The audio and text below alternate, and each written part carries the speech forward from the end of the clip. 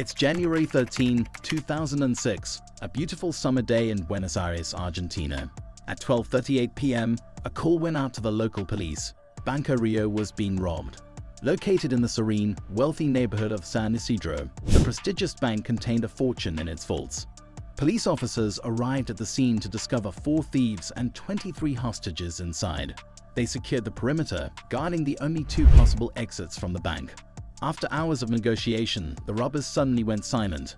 At 7 p.m., the police broke into Banco Rio, only to find a baffling scene. The hostages were safe.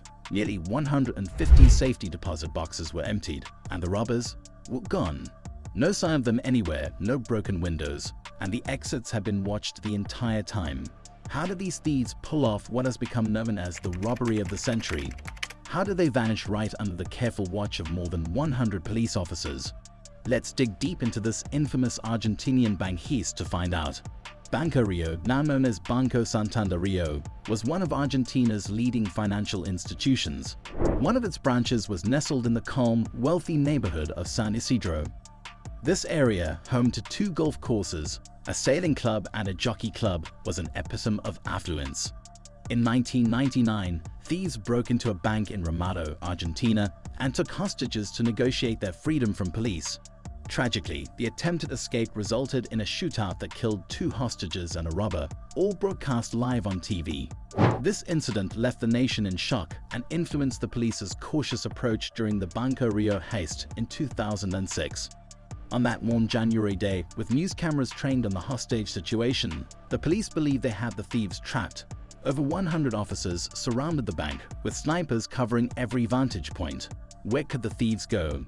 Inside, one of the robbers, codenamed Walter, negotiated with police. They released hostages one by one, seemingly cooperating. Walter, dubbed the man in the grey suit, even had the robbers sing happy birthday to a bank employee. Around 3:30 p.m., Walter called the police to request pizza for the hostages. After that call, the line went silent. For 3 hours, the police were left in suspense. Should they barge in and risk a repeat of the Ramallo disaster? Finally, they decided to move in. What they found was unbelievable. 23 hostages were safe on 3 separate floors, but the robbers were gone. In the basement, 143 out of 400 reinforced steel safe deposit boxes were cracked open. Why didn't the thieves steal cash?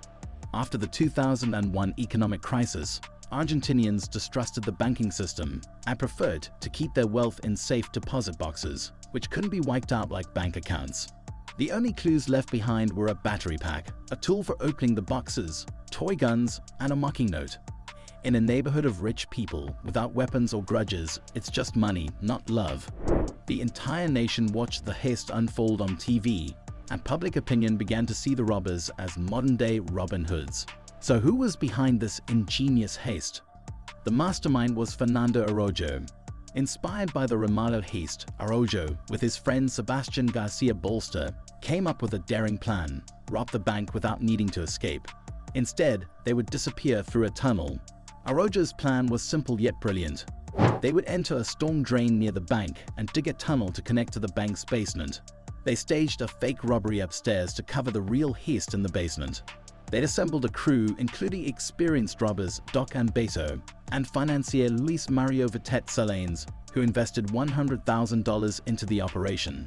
Bolster figured out how to crack open the safe deposit boxes quietly and how to manage the logistics of tunneling and escaping.